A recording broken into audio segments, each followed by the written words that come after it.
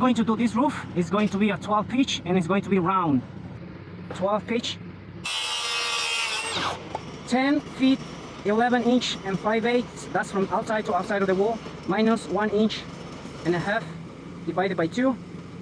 That's going to be my run. 12 inch pitch. Diagonal 7 feet 8 inches.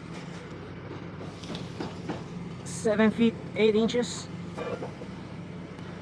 12 pitch. I'm going to leave 7.5.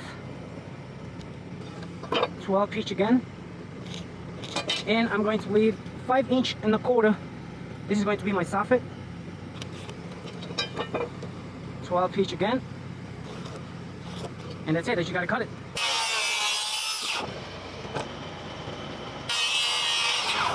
That's it, ready to go.